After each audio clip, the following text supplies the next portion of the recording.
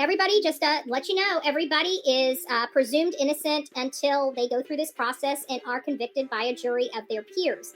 However, guess what? It didn't stop anybody from accusing them of the crime. Okay? Yes, they have to be accused and be arrested before they're offered, innocence. Their innocence, right? They have to be accused, right? So a lot of people forget that. They're like, "Oh, you can't do that. They're deemed innocent until proven guilty." Yes, but they still have to be accused. They still have to be accused. So there is a stepping process with that.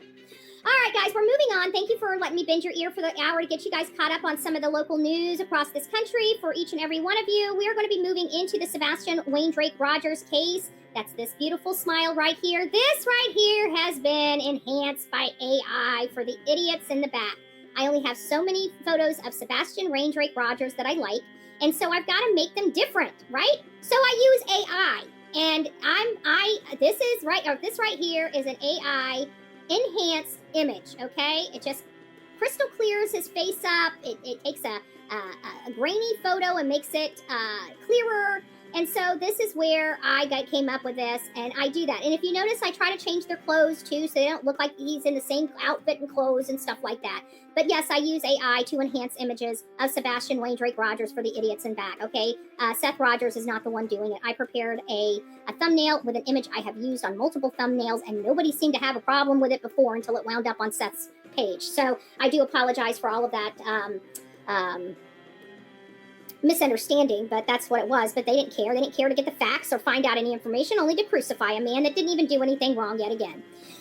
All right, so Sebastian Wayne Drake Rogers is a 15-year-old autistic boy that disappeared from inside his locked home and has not been seen or heard from since. The mom and stepdad, which have a lot of answers to a lot of questions that they're failing to provide. We hear that the mom is invoked her right to remain silent. We heard that the stepfather's truck may have been in the area when this child disappeared. We don't know what's going on, right?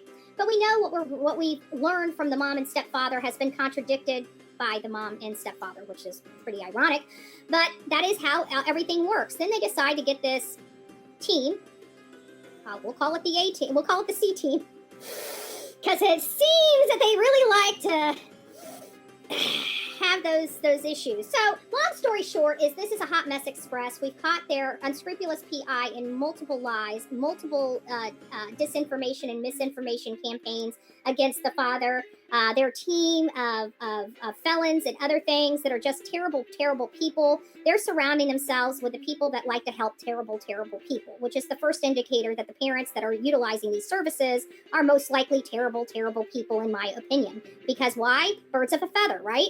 And we see, and I always tell you, you need to watch these cases. Who do parents gravitate to whenever they're, they have, if they're gravitating to these hate channels, they're probably not good people. Because parents don't go to those types of channels to advocate for their beautiful children, right? So that's just the name of the game. However, this is what we've been dealing with.